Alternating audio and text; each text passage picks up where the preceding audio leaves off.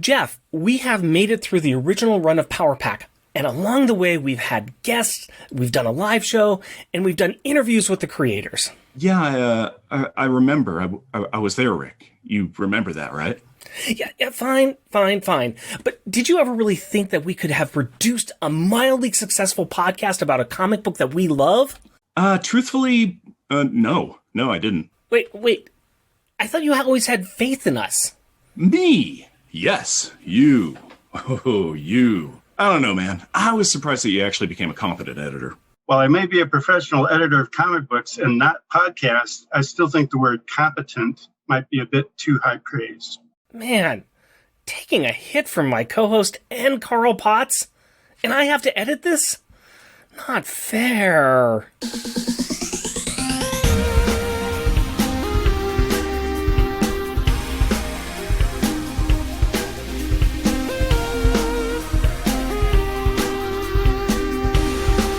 Welcome, dear listener, to our podcast. Jeff and Rick present Unpacking the Power of Power Pack, where we journey through each issue of the most underrated Marvel series of the 80s while drinking beer, analyzing awesome and amazing adolescent adventures, and absorbing alcohol. I am Jeff. And I am Rick. And welcome to our guest, Carl Potts. Thank you very much for joining us today. It's my pleasure. Thanks for having me. This is really exciting for us because it almost feels like we're a little bit of Pokemon collectors where we've got to get them all. We've got to get all of the creators that worked on the original series. And this is really great for us because we have spoken, of course, to June and Wheezy, and they both have talked about you're very integral part of how this all came together. And so this has been one of our hopes that we could talk to you one day. So thank you. Yeah, glowing praise, I think, is what comes to mind, is what they said, basically. My money has been well spent. We've got lots of questions to ask you, and I know that we're going to go off topic as soon as possible, but we'll try to keep it in. We'll try to keep it in here. And I know that you've given us a lot of information too, and you've done a lot of interviews in the past. So I do want to start at the beginning because it's a good place to start with where you kind of got your love of the media that you now help to propagate. What type of entertainment did you really consume as a child? Books, comics, movies, TV?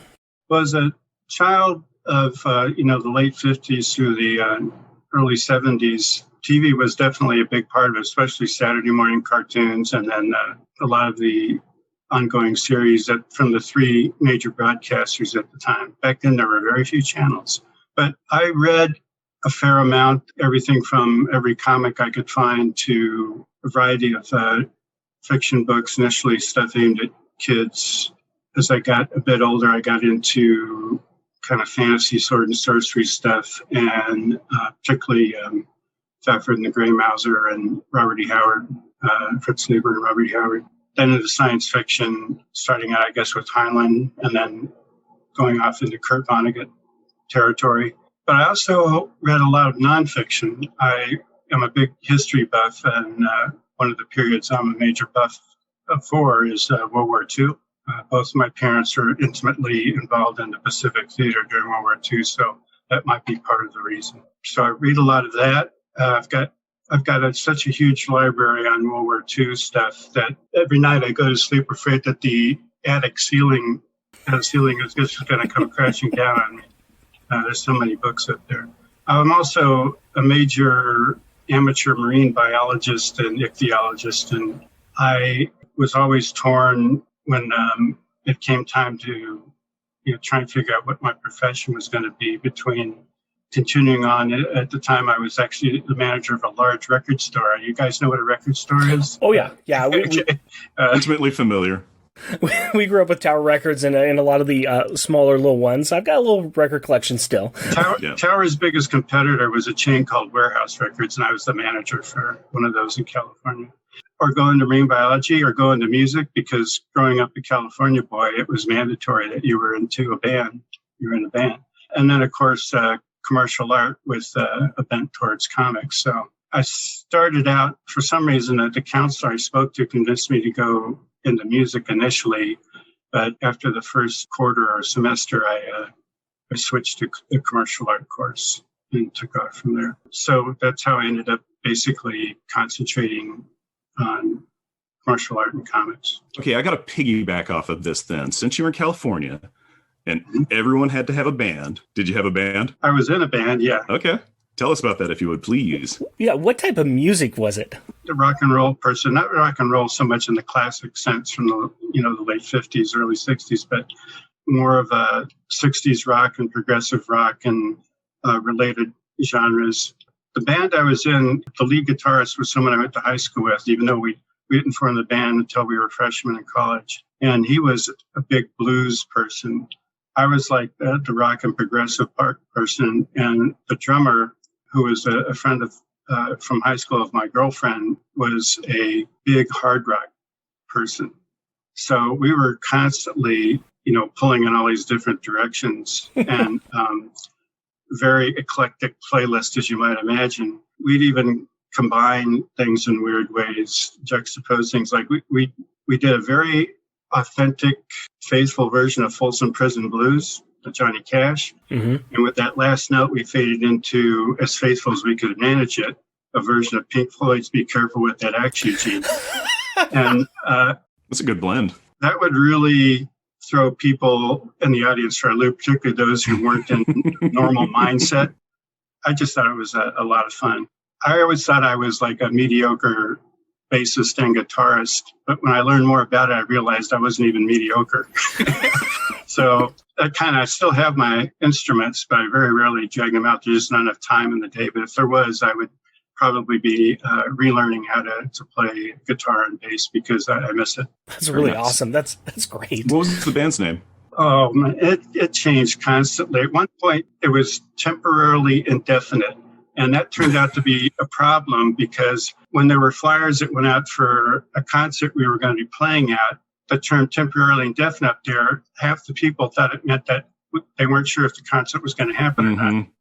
And then there was some like really hokey, early 70s type progressive rock name like something unicorn or something like that. I just, and that seemed dopey at the time and just proved to be more so as time went on. So we ended up just playing and not worrying about the name so much. That works. Yeah, I've got friends that have bands, and it is always funny to be like, oh, hey, they're doing really great. Oh, they're playing another they've changed their name.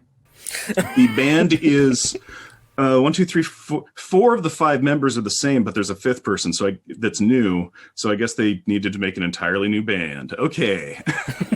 You mentioned that your parents from the Navy, and you've talked about this in a lot of interviews before. How do you think your experience as a child and moving with the Navy and are moving with the military and being immersed in that, how did that help shape you grow up? It sounds like you became very fascinated in history and naval or military books, but... Yeah, well, my father was a 20-year Navy man, and he enlisted before World War II. He was from Tennessee, and he married my mother a little while after the war, and she, even though she wasn't Filipino, she was born and raised in the Philippines before the war and was a captive of the Japanese. Her and her whole family were captives of the Japanese for over 3 years in Manila. It was not a pleasant experience. So when they met after the war, even though my mother was half Irish American and half Japanese, she was an American citizen by birth because she was an American father and the Philippines was an American territory. So she was born there. But when they decided to get married in California shortly after the war, California still had laws that anybody who was at least half Japanese could not marry a Caucasian. So they had to drive up to Washington State and elope to get married there where the laws were lax. I was born in Oak Knoll Naval Hospital in Oakland and was raised pretty much in the town right next door, San Leandro, for most of my life, with the exception of 2.5 years when my father was stationed in Hawaii. I was there from preschool through first grade, so it was a pretty formative time. I have fabulous memories of being a kid growing up in Hawaii, with one major exception when I was running around barefoot and hit a rusty nail. The Navy doctor that pried it out of me gave me a tetanus shot in the same hole it went in. Yep, that sounds like the military. Yep. Why redo work? Right. Yeah, he didn't want to make a new opening, I guess. Yeah. And then we moved back to San Leandro. I started second grade there. then my father was stationed for 6 months in San Diego, so we moved down there. And then he was stationed back up in the Bay Area.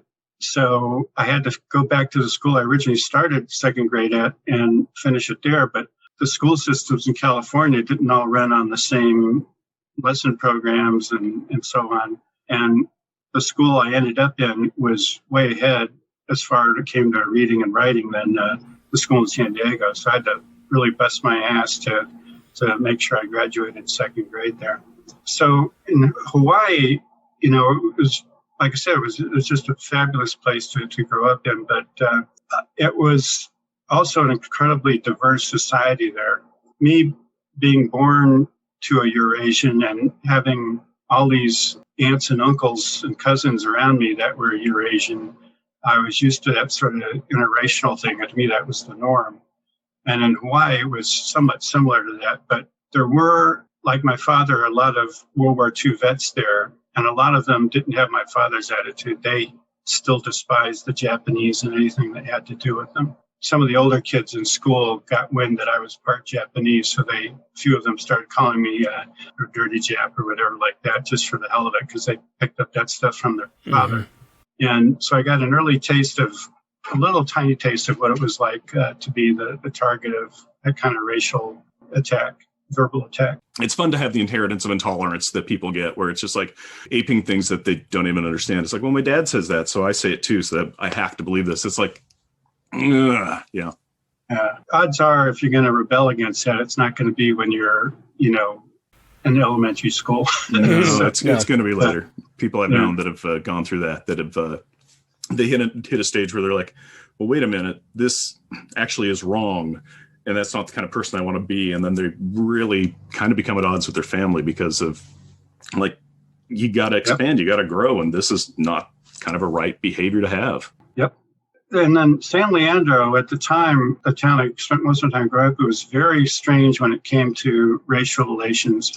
It was incredibly integrated. It had every type of Caucasian, every type of Hispanic, every type of Asian there. There were Christians and Jews. A couple of my friends were Native American, everything except African Americans. Apparently, I found out years later, the local real estate people had a secret plan to keep all the African Americans out of San Leandro. The closest looking person I found in school that looked like Larry was an exchange student from Samoa. That was the closest thing I could find. But everything else was incredibly diversified. There was no racial conflict between the Asians and the whites and the Hispanics and, religious thing or anything like that. So it was a very bizarre thing to have this incredibly integrated and well-oiled machine with one gargantuan exception. One of the things that happened when I went to New York is that, that was even more diverse there. It was great to immerse myself into the New York scene. Did you always have an interest in drawing and art? And you talked that you had the interest in music and that sort of thing, but how did your family encourage you growing up with this? I can't really remember a time where I wasn't drawing something or other, or sketching or doodling. One of the first things I remember being comic book related wasn't trying to emulate the comics themselves, but those ads they had in there for $1.98, get 5 million little tiny toy soldiers. And they'd have drawings. The best ones are the Russ Heath drawings of, all these soldiers and things lined up. I'd try and emulate some of that sort of stuff because I guess I didn't realize how difficult that was. It was, so I was always interested in drawing. I took, art classes in junior high and high school. And I remember in high school, I think when I was a junior, I was doing a painting and it had a human figure in it. It was kind of this pseudo psychedelic thing, and it had a human figure in it. And my teacher's looking at it, he goes, "Where the hell did you learn anatomy?" And I said, "Steve Ditko." I can't remember if I had to explain to him who Steve Ditko was or not. He was a young guy, relatively young guy. In fact, he might have been a student teacher at that point. So I picked up a lot of basics of what I learned from looking at the comic artists I knew and admired. When I switched over to the commercial art class, in college, I did a lot of different types of artwork there that I wasn't really doing on my own, which was good to expand my experience and abilities. It's really hard to imagine a time where I was, starting out with crayons I remember one time, I must have been maybe in third grade at most, I was in the backyard with a box of crayons and some paper at the picnic table, and my father was doing some yard work, and I decided to draw the yard, and I took out a green crayon to do the grass. And I started doing that, and he looks over and he goes, "Come down here with me and look real close at this lawn." So we got down there again, and I'm seeing like there's a million shades of green and brown and everything in there. So for a short while there, I almost became an impressionist. I had every color out there, doing that stuff.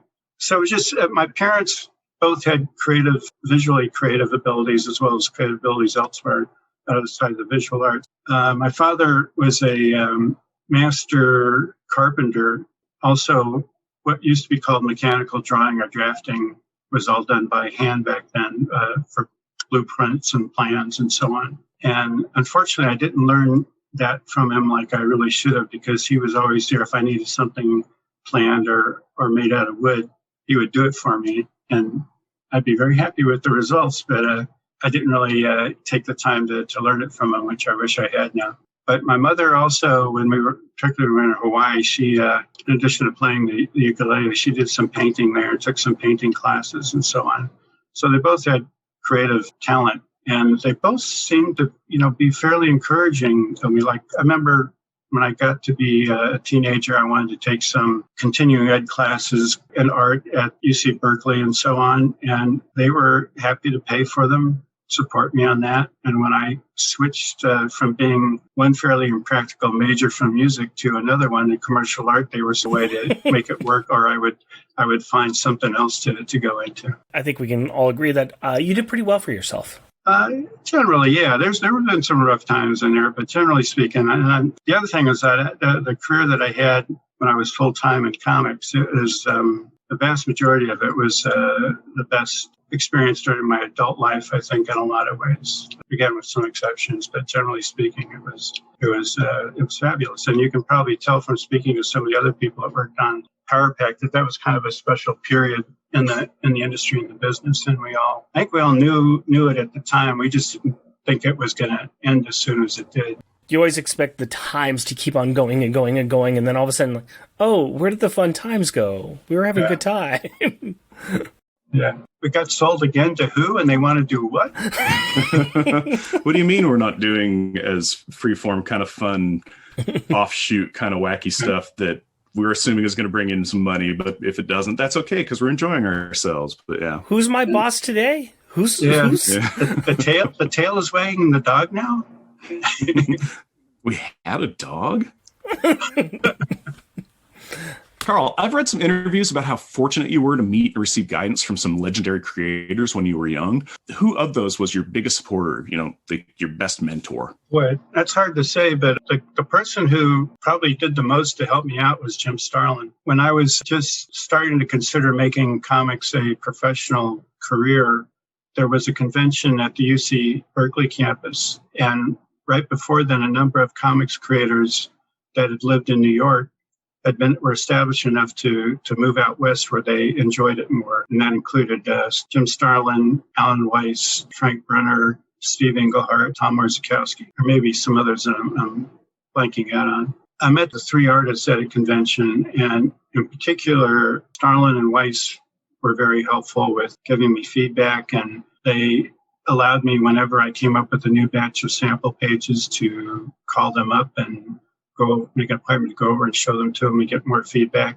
And eventually, Danny O'Neill asked Starlin to get him out of an emergency on an issue of Richard Dragon Kung Fu Fighter. And it basically needed to be penciled or at least laid out fairly tightly over like a 4-day weekend. And so he enlisted Alan Weiss and then me. And I basically penciled over Jim's layout, really rough layouts, some of the background figures and the backgrounds.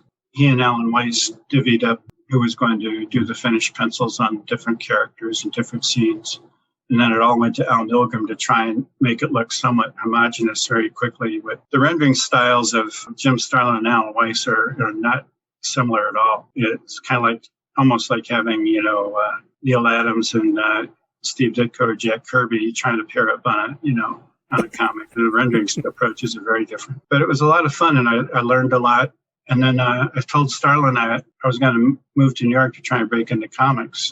This would have been near mid-1975. Starlin asked me if I knew anybody in New York. And I said, no, I just figured I'd go out there and see what happened. I was incredibly naive, which, as we all know, is a nice term for ignorant. Mm-hmm. So he goes, let me make a few calls. So he ended up calling Walt Simonson and Al Milgrom, who were sharing an apartment in Forest Hills, Queens, and said, this kid's coming out there. Can you guys put him up for a while till he gets his feet under him? And they said, sure. They took Jim's word for it that I was okay. It wasn't like an axe murderer or sociopath or something. So I flew out there, and it was like a red eye. And I get in early in the morning, and I finally make my way to Forest Hills, Queens, and knock on the door around 11:30 or so. And those guys are still asleep because they're the night owls. They're the ones who work all night. So I felt awkward about that. But they turned out to be two of the nicest humans on the planet. We've always been friends since, and very supportive. And living in the same building at that time were Bernie Wrightson and Howard Chaykin. So I'm this geeky, would-be pro fan kid from California, and I'm hanging out with Wrightson, Chaykin, Milgrom, and Simonson. And I was just like, I kept pinching myself. Starlin also occasionally would fly back to New York to line up, his next work in person. And he decided to time one of his flights out there for right after I arrived. So my second day in New York, he takes me into the Marvel offices in Manhattan and introduces me around. And I show my portfolio first to Archie Goodwin, who was in charge of the Marvel black and white books then. And Archie picks out an illustration I did, a science fiction illustration. Says I could use this for an ad in the one of the black and white titles, and he buys it from me and he asks Simonson to ink it. That's great. And then Starlin walks me over to the British reprint department where they chop all of the Marvel stories in half because they do weekly comics there. And so they hire people, usually youngsters, to try them out to do new splash pages for the second halves. And I ended up walking out of there with a small handful of assignments for these splash pages. And I found out years later, not from Starlin, from Milgrom, that the only reason I got those assignments was because the editor took Jim out of my earshot and said, I'll give this kid some work if you do a cover for me. And he did that without telling me. So anyhow, Jim has always been very helpful and a supporter. And moved to New York, I also called up continuity. I'd met Neil Adams at a 1973 San Diego convention where I tried to show him my work, and he at first refused to comment on it because he thought it wasn't worth it. I managed somehow to convince him to tell me what I needed to work on, and he named every aspect of drawing comics that there was. Told me if I worked really hard for at least a year and a half, he'd be willing to look at my work again. So 2 years later, I call up continuity when I'm in New York and asked them to come up and show my work then, and he liked it enough to ask me to start working there. They were just beginning to package 3 large black and white size comic magazines based on popular TV shows at the time, $6 Million Man, Emergency in Space, 1999. And they had a crew of about 4 of us young pencilers penciling the stories. And then they had Neil and mostly Dick Giordano, and occasionally another person up there, Russ Heath, inking the major figures. And then the backgrounds were being done by a couple of upstart anchors named Bob Wyacek and Terry Austin. Oh, geez.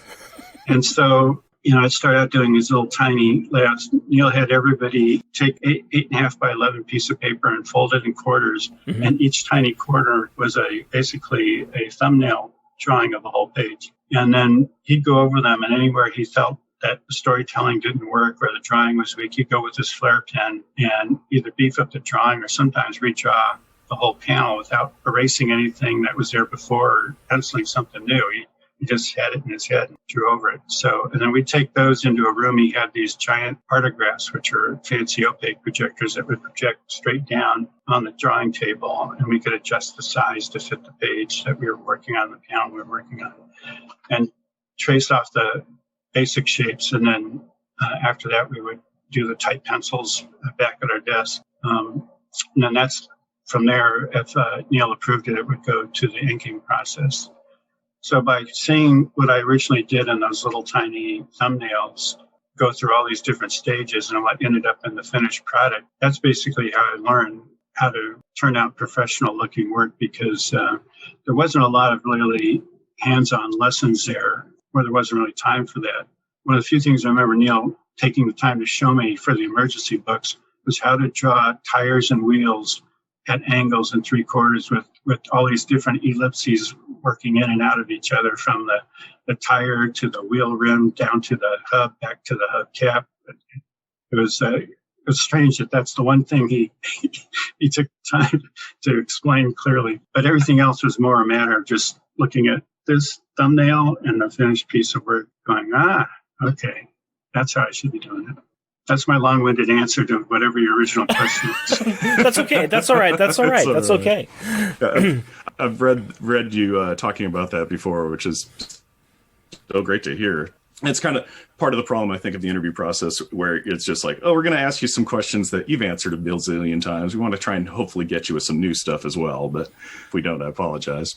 I know that you started as an artist, and then you moved into being a storyboarder, and then you became an editor. I did read a thing saying that you're an amazing editor, especially since you have a legendary spelling disability. But so I apologize if that is offensive, but I'd read that and thought it was funny.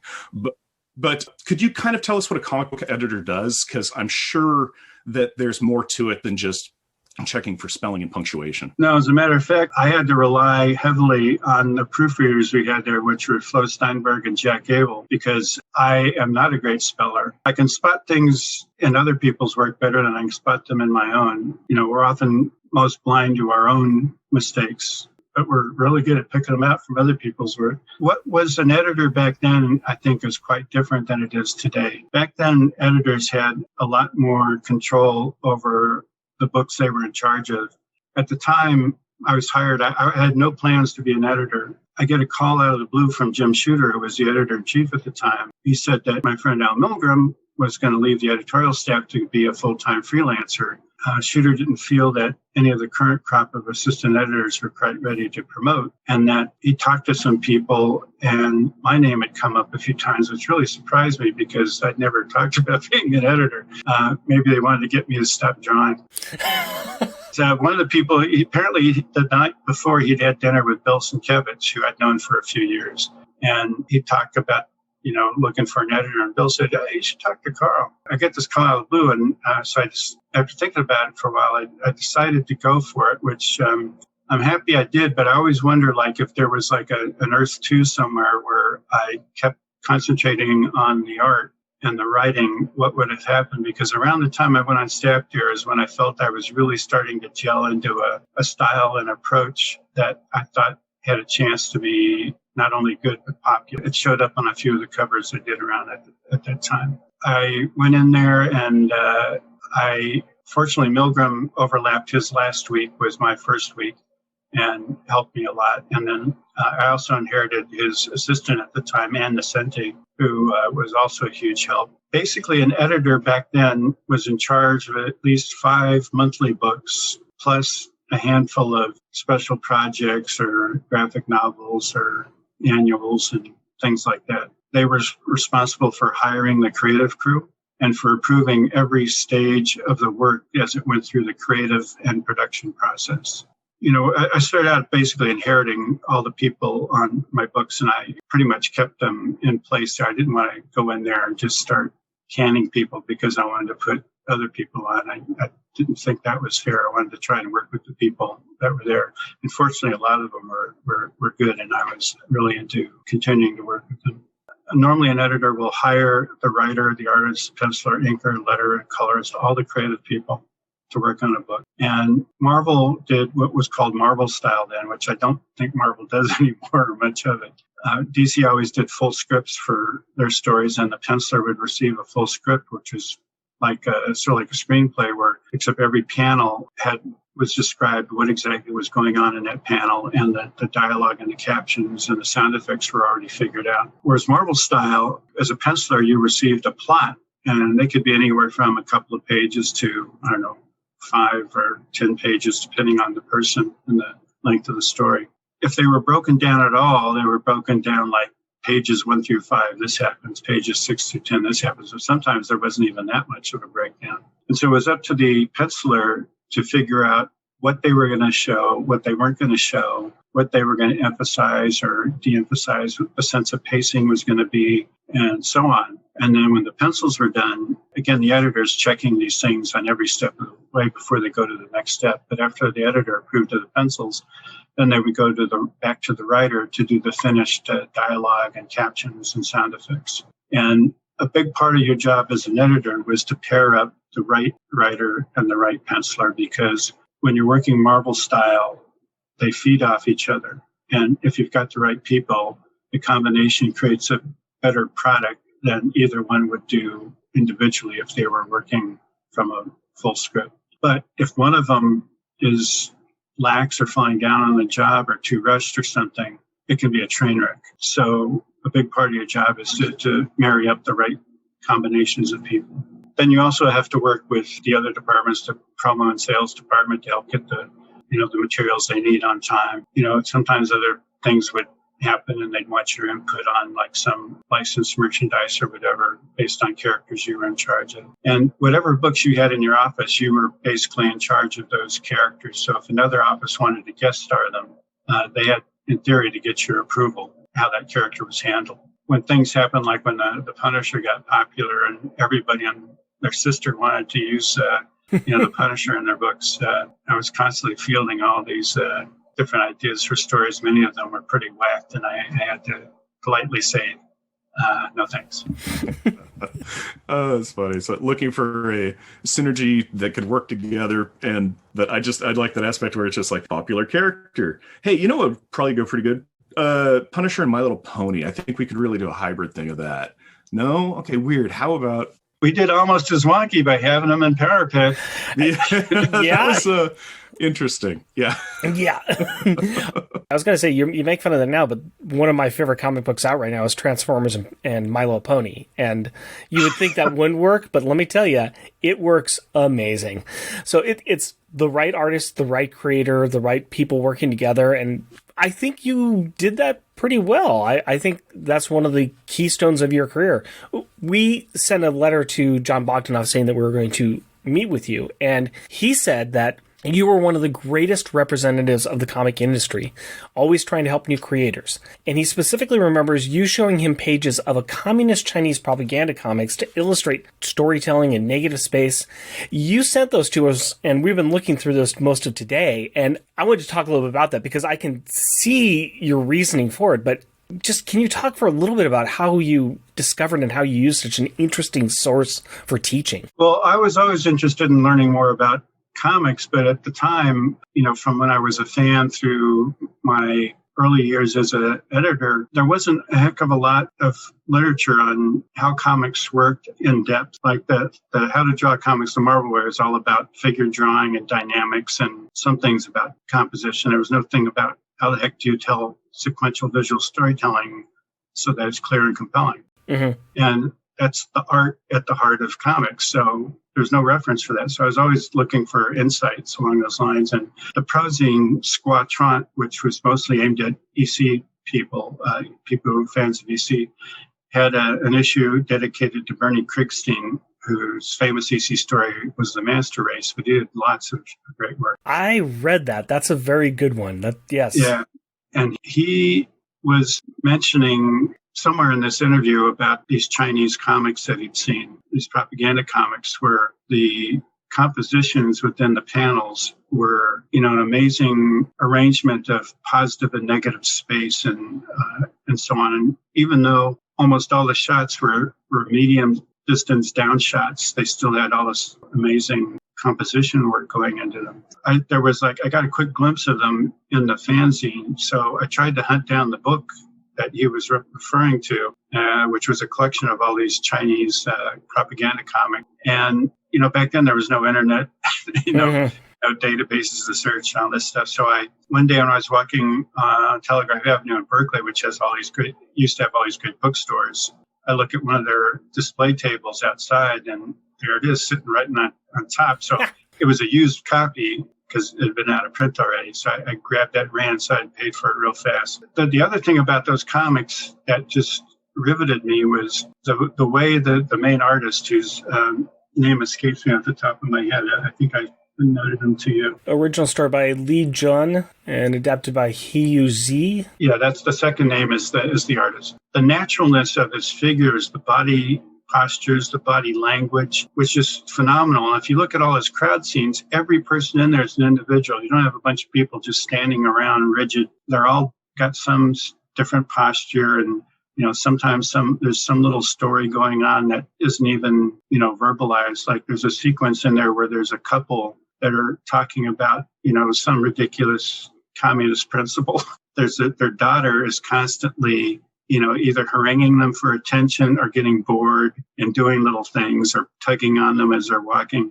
It's just amazing work. My work has always been too stiff to begin with. So looking at that stuff really I find inspiring. So that's one of the other aspects of it besides the compositions. It is fascinating because I was looking through this today and I quickly got kind of bored of reading the words there. I wasn't really interested in the words. It didn't convert you? No, it didn't really. I was kind of, okay, that's kind of boring. But I was fascinated by the stories that I could just see in the people. And like you said, I see these sequences that you're talking about too. The way that the child is interacting with the father is pretty much identical to how my daughter jumps on my wife's back or my back, and especially when we're not paying her enough attention. And it is very human and it's very realistic, and it is kind of fascinating to see a lot of the storytelling aspects of, in a sense, of things that we really didn't see until later on in the 80s, maybe early 90s, as far as just the way that the composition shots are. So it's fascinating, and I thank you very much for sharing this with us too. This is a pleasure, a great find. I use those things I've been using them since in my days of Marvel. I still use them now when I'm teaching. So a lot of people I run across find them very enlightening. Let's get into Power Pack. I mean, that's the reason we brought you here, but we need to do a lot of setup to get here. So what drew you to encouraging this concept to be developed? Well, I'd only been editing for 6 or 8 months or something like that when Wheezy, who I'd known for some years on a social basis because through Walter, I'd met her. In fact, when I met Walter in 75, that's around the time they were first getting together. So I've known her for as long as I've known him, pretty much.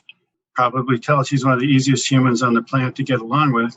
She walked into my editorial office one day and said, "Carl, I've got this idea for a new series. Would you like to read it and tell me if you'd like to edit it?" So she handed me, I don't know how many pages it was, but it was relatively substantial. I sat down and read it, and I was immediately charmed by it. She had a different title that she was proposing for the book. It's a clever title, and I thought it was a little too clever that for the marketing folks to really handle it, to tell people, to buy this book and what it was about. I thought just the title alone was misleading unless you saw the visuals with it. What was the title? Because I'd never heard about this before. I'll leave it to her to tell you if she wants, because I kept expecting her to use it elsewhere or something else. I'm going to have to ask her about that. I don't want to blow that for her. I was pondering, I don't want to just say, I don't think this title works. I want to come back with hopefully something plausible that will at least, prime the pump to brainstorm some of it. And I somehow came up with Power Pack. At this point, I can only guess at the origins of it. To me, when I was a kid, a Power Pack was basically AC/DC converter I used for my electric trains and HO race sets. Mm-hmm. I mentioned it to her, and she seemed to really like it. I cannot remember. You'd have to ask her. I can't remember what the name of the family was at that point, if it was the Power family or if she changed the name to go with the new title. I'm not sure what's the chicken and what's the egg there. Then she told me about how she'd been talking to this young artist, June, and she had some drawings. And those also were very good and very charming. And so I said, hell yeah, I want to do this thing. So we started working on it, and June had never worked on a monthly book before. She'd done very little in comics. And weird kind of throwing her into the lake without being sure she could at least dog paddle. She, immediately started getting to work and started designing a lot of the characters and all that, and most of which I liked. I did a redesign on the Smart Ship, and I also did a partial reworking of the Snarks. But everything else June did and did really well. I thought what she came up with the kids was great in particular. It was just, and Whitey I liked too. Often running with that, and I'd known Bob Wychuk for a long time. I can't remember exactly how we got him on board or whose idea it was at first to approach him. Probably mine, but for all I know, Wheezy suggested it. I'm not sure. She might have a better memory for that particular thing. Who knows? Maybe June requested it. If you find out, let me know. We've got a lot of questions to go back and ask them, I guess. Yeah, I don't want to make up the answers for things I'm not unsure of through the midst of time here. We started working on it, and it became clear that turning out 22 pages a month was extremely difficult for June to just jump in and go ahead and start doing that. So we started planning ahead to have occasional issues written by Wheezy, but illustrated, penciled by somebody else. And Mary Wilshire did the first one. I think it was issue 5, something like that. That's how we, started getting in those occasional Brent Anderson issues or the Valmeric issue or so on. We were going to do one of those fill-in issues. At some point, Wheezy decided that she was going to cater to my personal interests. So she decided she was going to do one around the Mets baseball team. So we had to do research, which meant we had to go to a game and check out Shea Stadium and all that. And so we did that. And there was another one because of my interest in all things aquatic, which was on full display in my office. I always had a couple of small aquariums in my office. So she said, we'll set one up at the New York Aquarium on Coney Island. So we took the subway out to Coney Island and took a lot of reference photographs and all that for Brent. I think Brent drew that one. She decided to make it as fun for me as it was for her, I guess. They got 2 stories out of that, and that was issues 9 and 10, and that was Fishtail and Sea Hunt. And then your baseball one, that was issue 13, Fireworks. We were always impressed with Brent Anderson's art on that one because I found a photo that was taken nearly in the same seat that he was drawing from, and it just spot on. You could tell it was the same stadium, and it was very eerie almost the way that he drew that. He's awfully good. You got some great artists to work on that book. We've always been impressed with it. There was a lot of admiration for the book within the comics community. The big problem is that most comic artists can't draw convincing-looking children. That was my big problem in finding artists. It was if you see little kids drawn by realistic, relatable, representational little kids drawn by a lot of classic comic artists, they often look misshapen and stunted. I like John Byrne's art, but he was well known on Fantastic Four. He drew some great art, but Franklin Richards never looked right when he drew him. But he could draw everything else really well. So yeah, I always have the hardest time understanding why artists. It's not like children are mythical creatures; they exist around them. It should be. I just never understand why it's like. Well, I guess a kid looks like a dwarf or maybe an adult with tiny arms and legs. I don't know. It's like there's one right there. Just look outside. Well, there's also one or more of the Andrew Loomis books on drawing. I think it's in Figure Drawing Frauds, where he does a chart of figures standing next to each other at all the different ages, and he shows how many heads tall someone is at different ages. Like a grown adult is about mostly 7.5 heads tall. If it's heroic, it's 8.5, something like that heads tall. But the younger you are, the fewer heads there are, because your head is much bigger than the proportion of the rest of your body. So, a lot of the kids that would be around, Power Pack age size would be maybe 4.5 heads tall, something like that, I guess. And people just had trouble grasping it. And the other big thing was that the younger you are, when you're an adult, we all learn that, if your jaw is closed, your eyes are about halfway between the very top of your head and your chin, right? It's about equal distance. If you drop the jaw, then that changes that proportion. But the younger you are, the lower in your face the eyes are, and the bigger the head is, because the head grows faster, starts out larger and grows faster than the rest of your body and your face, and your rest of your face kind of grows into the head that's ahead of it as you mature. And those are tough concepts for a lot of artists to grasp, even people that draw really, really well when they're drawing adults. I think that with both June and John Bogdanoff, they both had experience drawing kids ahead of time. And they were sketching real people and real children.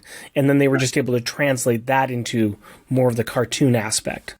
Yep. Yeah. They June had done that, I think, at Six Flags over Texas or Georgia, something like that. She'd done a lot of sketching of kids there too. And John, I think, told you the story of how I almost accidentally found out he could draw kids.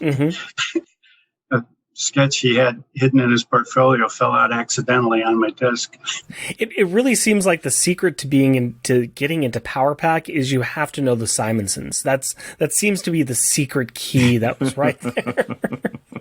John didn't know Wheezy or me until he met us at the same time, because Wheezy and I were in my office talking about who we were going to replace June with, because June finally decided to go off and do some other things. In fact, she ended up doing a lot of stuff for my office on Alpha Flight and other things. When I was trying to think, and I got Brett busy on Strike Force Morituri, and it was difficult. And then John had, been trying to sell some sword and sorcery samples, I think, to Larry Hama, and Larry didn't need any of that. So he came down and talked to me, and I didn't need to see exactly what it was, the genre I was looking for. As long as someone could draw well, I figured they can do whatever genre it is. And the only sword and sorcery book I'd had was already done, which was Solomon Kane. I could tell the drawing was really done well, but I didn't need any artists on any of my other books. I needed an artist on Power Pack. So somehow when we were manhandling the portfolio on my desk to rearrange it or pick it up or whatever, this paper comes sliding out of the side pocket with these really nicely drawn kids on it. And so there you go. That career was launched. I'm going to go off the script here too, because you've mentioned this a couple of times now, and before we start recording, you mentioned that we should ask you about this. We just got done recording our show on the What the Issue #1, which has the Bower Brax meeting Clunk and Dag Nabbit. And in there's a joke about Strike Force Mozzarella, where are you? And it seems to me now I'm getting the joke that's in there because you were taking people off the Power Pack book to go onto Strike Force, and that might be the reason why that joke is in there. I was curious about that. I don't know if it's true or not, but that's now my headcanon. I don't know. Remind me, did Terry write that, or who wrote? That's Terry Austin, yeah. Yeah. And who did the art on that? The art was June Brigman. June, okay. Yeah, it was Terry Austin, June Brigman, Jim Novak, and Glynis Oliver, and you were the editor. Yeah, Terry was another one of the pros that was always a big fan of the book, as you can tell, because he ended up making contributions to it.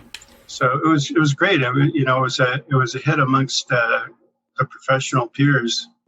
That was very gratifying, particularly since a lot of people felt that a book featuring 4 young kid superheroes was doomed to die quickly in the marketplace. I don't want you to feel old about it, but I was a target audience of the kid back then. I know, too late. I'm sorry. I was a target audience of the kid, and Jeff and I both were. We were both getting this as it was coming out. I came into it a little bit late. I started collecting a little bit after it had already started, but I went back and bought all the issues. I enjoyed collecting it. I enjoyed reading it. But my friends who were also collecting comics at the time mocked me that I liked it, and I had to try to defend it, saying, hey, this is not a kiddie book. This is a really good book. I like this just like I like X-Factor, just like I like X-Men, just like I like these ones.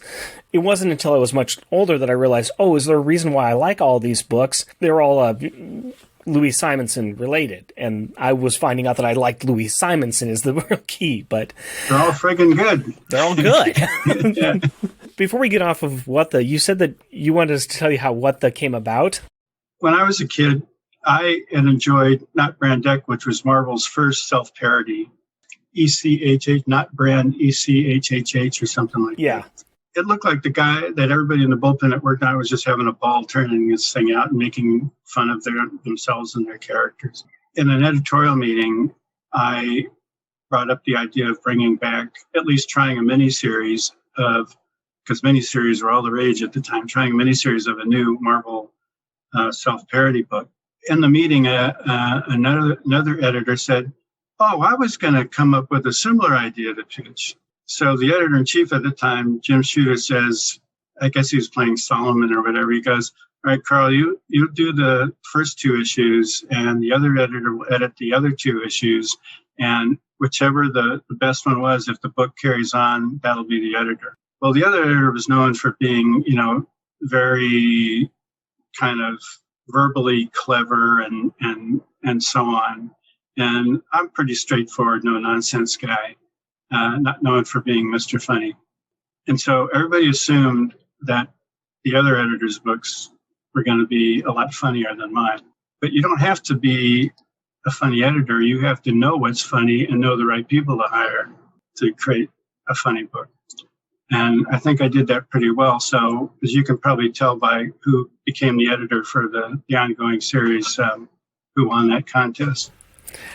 I've been sitting here as you've been talking. I've been trying to look up and see exactly who it was. I haven't found it yet. I don't want to slam them in the podcast. I will look it up later, and I'm sure that the fans at home can figure it out as well. I could fathom a guess. Hey, one of the things that we noticed in our read-through of the Power Pack series is how important an editor is for the tone and feel of the book.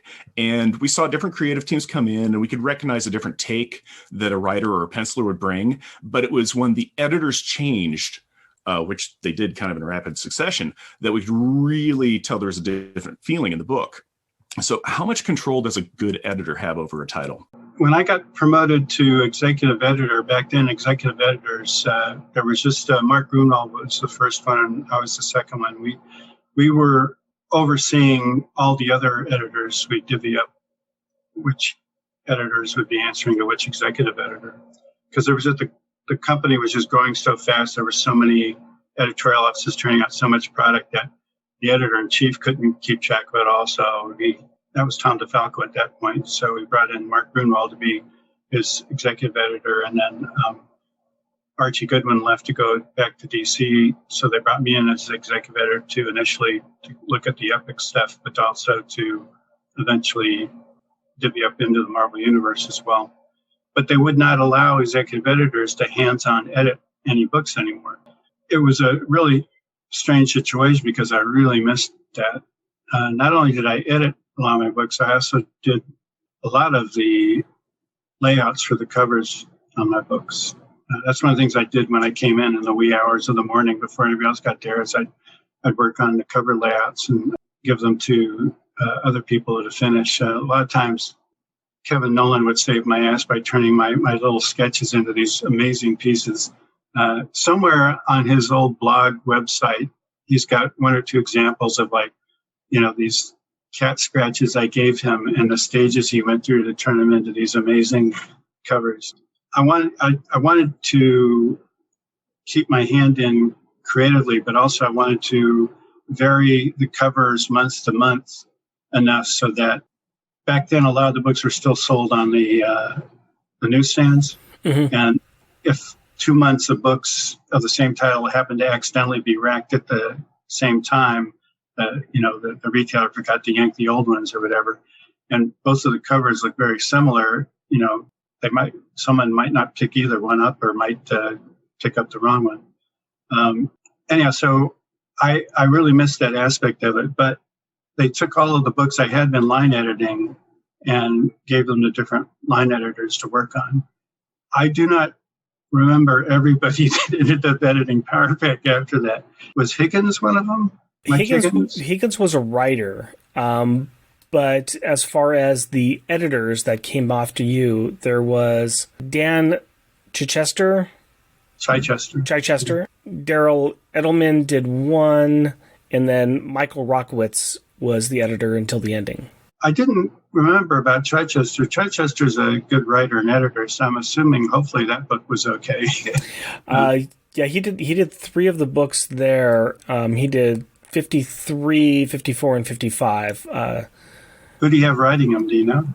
Terry Austin was one of them, and that one is not that good.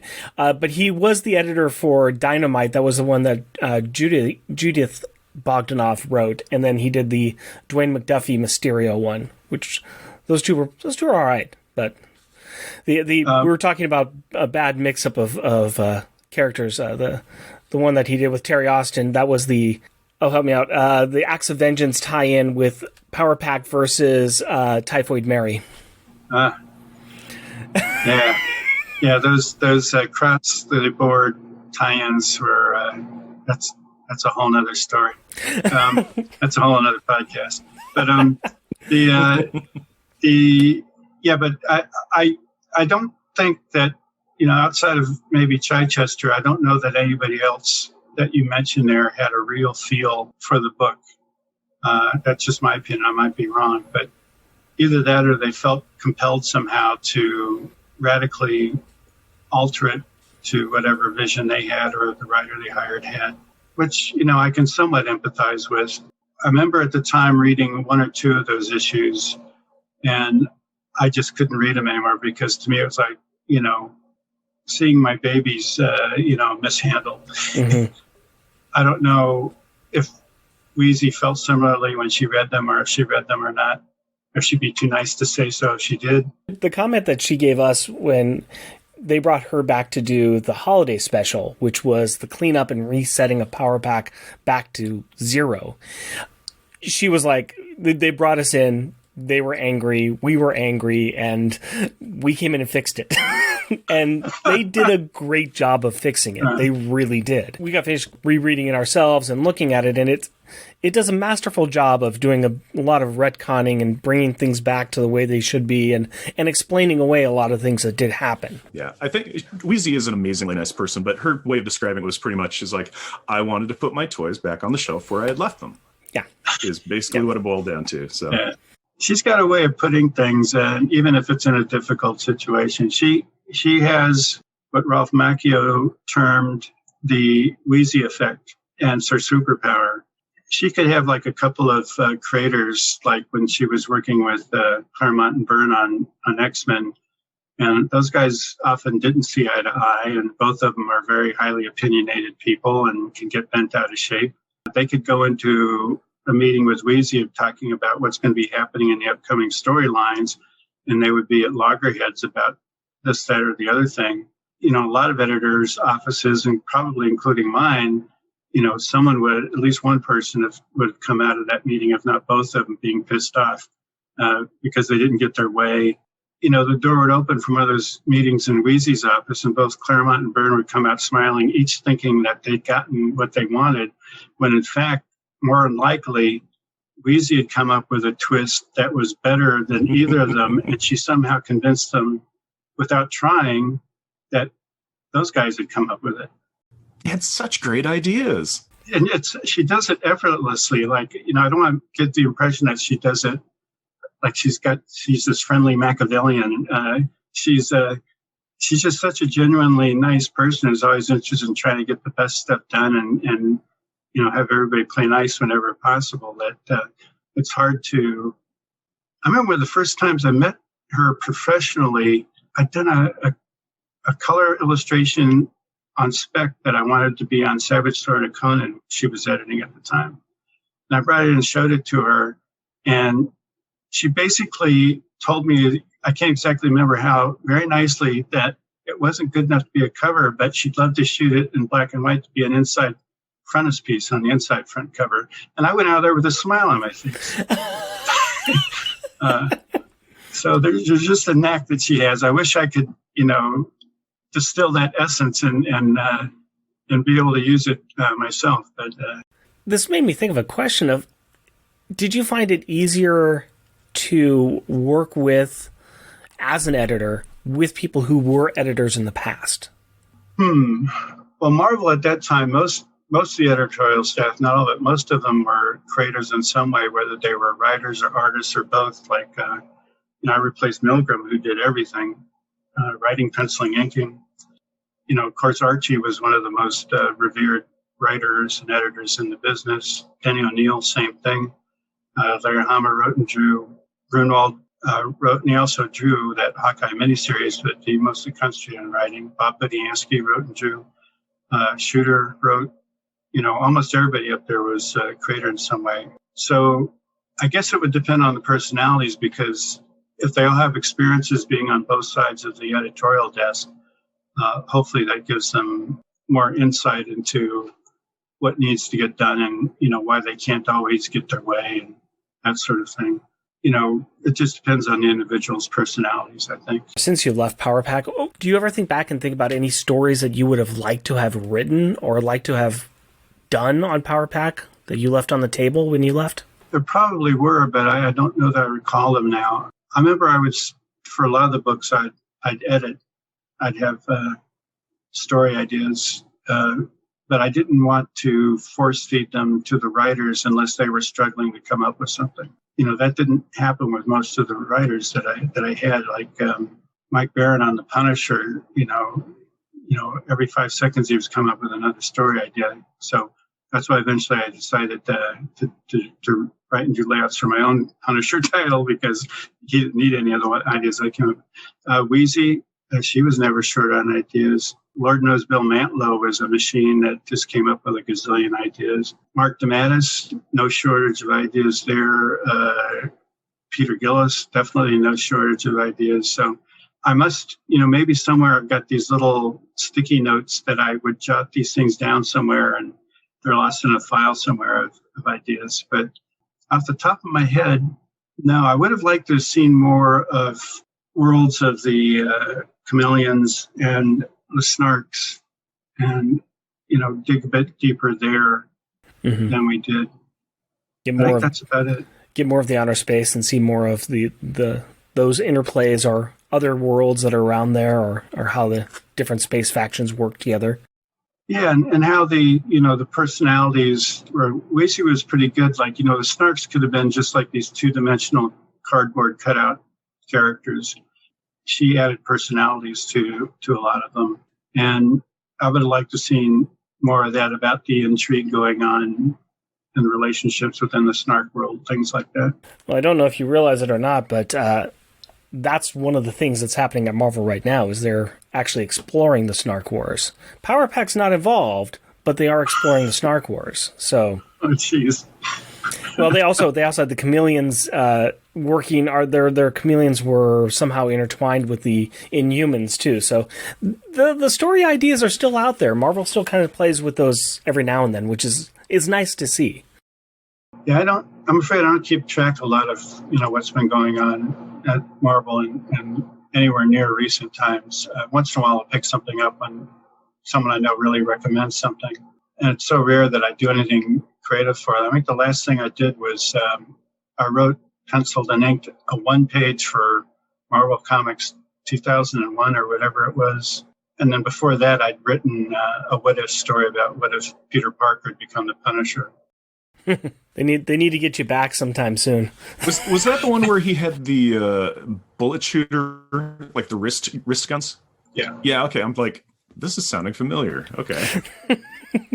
It was, I guess, about 2 years ago or something like that. I got called up and asked to do that, I guess, because of my Punisher stories. But I really wanted to do the layouts for it too, but they'd already hired somebody else to do the layouts. So a lot of these visual storytelling things I really wanted in the book didn't make it into the book. So there's some areas that are more confused than I would like.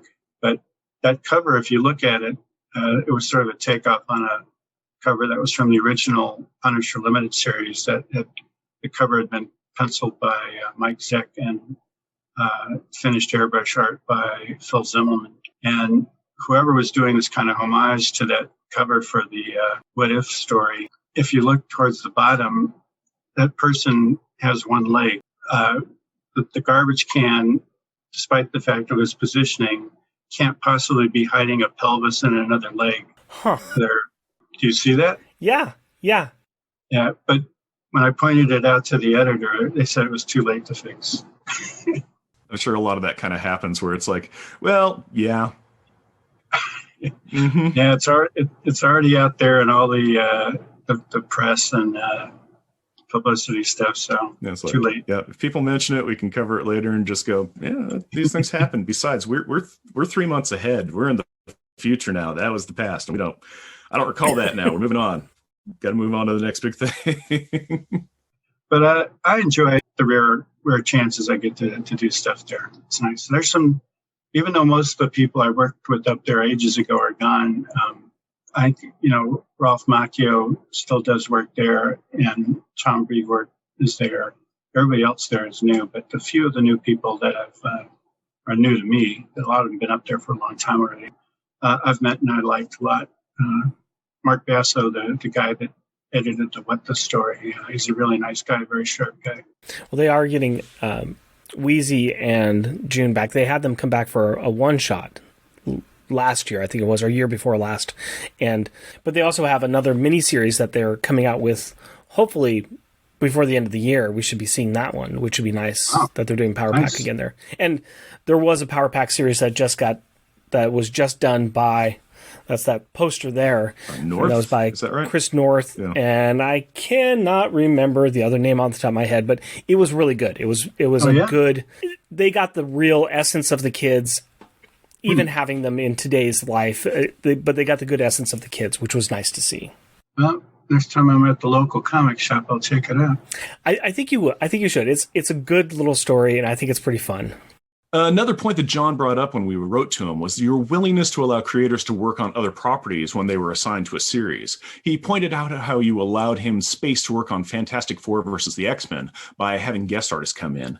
How do you manage shifts in artistic tone without sacrificing the potential ire of fans when there are changes between the issues like that?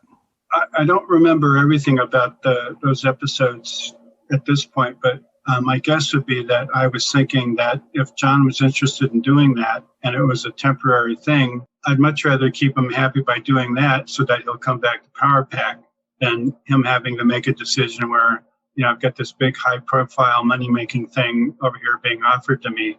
As long as someone, either the creator and or the editor on a project like that, gives me enough lead time to not mess up my schedules, I'm fine with that. And if you find the right people to fill in, that works too. And it's nice to get a little bit of variety in there once in a while, especially if you know that the person that you really want on there full time is coming back. So I tried to be as progressive as I could in that sort of thinking, and also, put myself in his position as someone who was on that side of the desk too. What I didn't care for is when editors would, behind my back, try and lure one of the artists that worked for me to work on their books. And then if they were successful, suddenly the artist immediately leaves with no warning and totally screws up my schedules and my plans. That happened repeatedly with the X Office for a while there. Not when Wheezy was there. After that, after Ann too. If you think about it, there's a lot of the creators on the X titles in the early 90s were people that came through my office. I got into a little bit of friction with that editor when, I don't know how many times this had happened, when my schedules got turned topsy-turvy because their schedules were so late that they had to get somebody immediately on them, which would screw me over. I would have been happy for the success of any of these people. Most of these people came in the business back then. The X-Men was their favorite group, and get a chance to work on them was great, which was fine by me. I just wanted it done in a more professional manner. You all have to work with each other too, and it's not like they aren't going to be coming back, or there's not going to be a change at some point in time and you're going to be hiring them for something else, or you're going to be working with these people again, and it starts to leave a lot of bad blood. Yeah, it can be. I usually, bite my tongue on those things for the sake of internal calm amongst the staff. And unfortunately, that kind of stuff is very rare during most of my time at Marvel. There was just one time too many at one point during an editorial meeting. I opened up a bit about what I felt was a lack of professionalism there. Probably permanently scarred that relationship. That was going to be one of the questions we were going to ask you about some of the behind the scenes and how you had to protect your creators and allow them those opportunities. But it sounds like that's exactly what you did in those occasions, not only to protect the creators, but also to protect yourself as well. I was a big believer that one of your main jobs as an editor of periodicals was to produce reliably periodically. And so I figure if you can't do that, you have no business being in that business. Mm-hmm. So Virginia Ramita was the traffic manager, and she had these charts for when ideally all the different stages of a book would have work done on it. So if you had a monthly title, ideally there'd be 5 different issues in various stages of production. So I like to follow the Virginia Ramita schedules as much as possible. And that also meant that when something did go wrong, like one of my creators, got ill, there was a death in the family or something happened, they wanted to go on vacation, whatever, I could usually absorb that hit and figure a way how to catch up without losing the services of that person for a while. Other offices were pretty much, some of them are flying by the seats of their pants, and, just barely scraping stuff out in time to make the drop dead shipping date. I couldn't live like that. I didn't want that, and I didn't think it was very professional to, consistently teeter on the razor's edge like that. So there was a different philosophy there. Well, I know that from fans' perspective, it's always a lot more reliable. You tend to have a little bit more love for those comics that are coming out when you expect them. It's 4 weeks out, we're going to get our book. We don't know that there's going to be a delay or, there's not going to be an interruption to the storyline that we're expecting. So the other aspect of that is for the company's sake. Like if you're just 1 week late on your ship date, when a title comes out on the racks, a huge proportion of the sales are in that first week. Mm-hmm. And after that, it tails off very rapidly. So if you don't show up the week someone's expecting it, they may buy something else, or they may realize I can live without this one. Or when it does come out, they're not budgeted for it because they've got all the normal stuff they've got lined up to buy that week. Mm-hmm. If you do that often enough, these companies are businesses. They have publishing plans and expectations for revenue based on what they're turning out. And if you're screwing up those sales estimates because you can't get your book on the racks on time, to me, you have no business being an editor. Mm-hmm. That's just me. No, I'm with you on that. We may have a tiny little podcast that we do here, but we have stuck with it that every other week we're going to put out a show. It's always going to be on Sunday, and we've stuck with that, and the fans that we have know that they can expect it. Take that to the bigger level with the comic books. Like, this is what you expect from the comic book. This is what you expect from any business. So it's a good procedure to have. And if you break that chain, there's a good chance you're going to lose some folks. Exactly. And speaking of which, in order for us to continue our tradition of an episode every 2 weeks, we're going to stop this interview right now and come back to it in 2 weeks' time. I promise you we'll have more to talk about with Carl Potts, and it's really good, including some questions from our listeners. But we're going to save that for another time. And for now, shout-out time! We like to recognize those listeners that take the time to write in or leave us a review. This is for episode 84, where we covered part 2 of the fantastic Power Pack Holiday Special, Small Changes. Al Sedano and Resurrections, and Adam Warlock and Thanos Podcast. AJ. Charles Gears.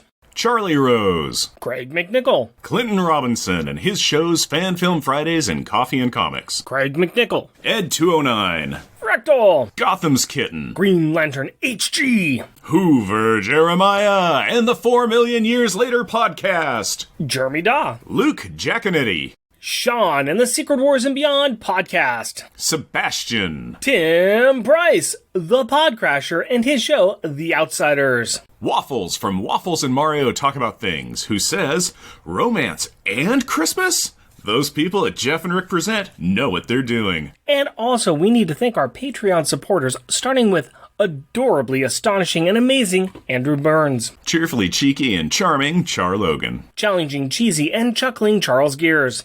Destructive and devastatingly delightful, Damian Witter. Dynamically dangerous and devious Doug Jones. Exciting, energetic, and entertaining, Edward Verocci. Jesting, joking, and jovial, Jeff Polier. Just jealous and jeweled, Jeremy Daw. Muscly, mighty, and meticulous, Matthew Birdsey. Mythical and magnificent, monologuing, Matthew Lazarowitz. Rudely rhyming and running, Rustin Fritcher. Steely, salty, and steamy, Sailor Bear Zodar. Sad and sickeningly silly, Shag Matthews. Strange and stirringly steady, Stephen Gray. Tyrannically terrifying and tame, Tim Price. Technically terrific and triumphant, Todd Enoch. Weird and wonderfully wacky, Wind. Be sure to check out our other shows that we're on, including our Junior Agent submissions on the MI6 Rogue Agent episodes of On Her Majesty's Secret Podcast and monthly Monday Movie Muckabout on the Longbox Crusade. And we have some merchandise available on Redbubble. Go to redbubble.com and search for Unpacking the Power of Power Pack.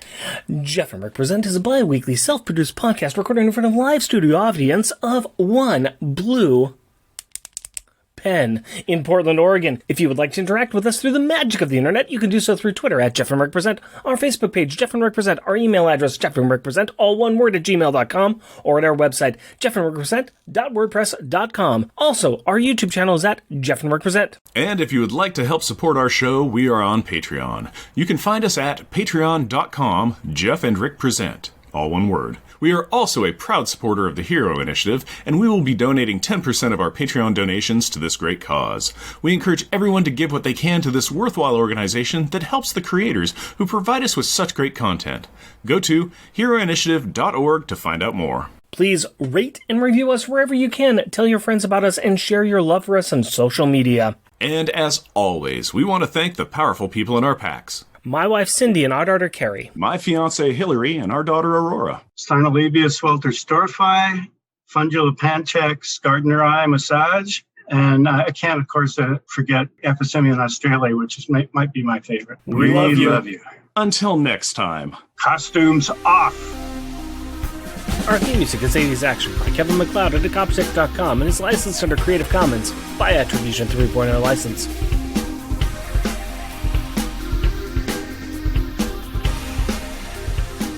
I hope you guys can edit this. Oh, we will. Okay. The way we do stuff, we do outtakes at the end because Okay. we mess up so much, and I invariably just go off topic and start spewing into. And this I is- totally blew my cue there, so I'll give it a go here. You ready? Yeah, go ahead.